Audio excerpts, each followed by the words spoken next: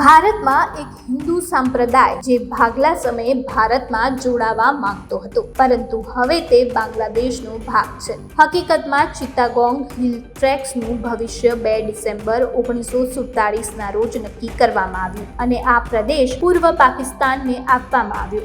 જો કે તે હવે બાંગ્લાદેશનો ભાગ છે. બ્રિટિશ શાસન દરમિયાન ચિત્તાગોંગ હિલ ટ્રેક્સ એક શાંતિપૂર્ણ પ્રદેશ હતો, જેમાં ચકમા, મારમા, ત્રિપુરી અને ગારો જેવા બૌદ્ધ અને આદિવાસી સમુદાય વસતા હતા. વસ્તી લગભગ 99% બિન મુસ્લિમ હતી અને ધાર્મિક વિભાજનના કારણે આ પ્રદેશનો ભારતમાં સમાવેશ થવો જોઈતો હતો. પરંતુ ભાગલા પહેલા 14 જુલાઈ 1947ના રોજ ચકમા મહાસભાના મહાસચિવ સિંહા કુમાર ચકમાએ બંગાળ સીમા પંચને ભારતમાં સમાવેશ કરવાની માંગણી કરતો મેમોરેન્ડમ સુપ્રત કર્યો. જો કે કમિશનના અધ્યક્ષ બ્રિટિશ વકીલ અને ન્યાયાધીશ સર સિરિલ રતલીપે આ પ્રદેશને પાકિસ્તાનમાં સમાવેશ કરવાની ભલામણ કરી. તેથી 12 ઓગસ્ટ 1947ના રોજ રતલીપે એક બંધ રૂમમાં નિર્ણય લીધો કે આ વિસ્તાર પાકિસ્તાનના પૂર્વ ભાગમાં જશે અને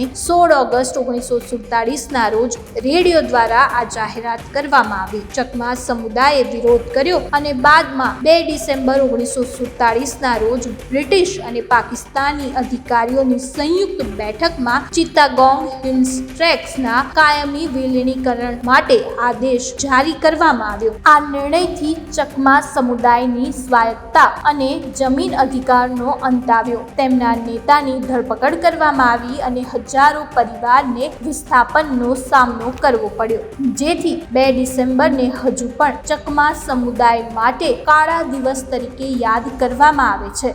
2 ડિસેમ્બર 1947નો નિર્ણય માત્ર સરહદ પરિવર્તનનો ન હતો, પરંતુ સમગ્ર સમુદાયની ઓળખ અને અસ્તિત્વ માટે ગંભીર ફટકો હતો.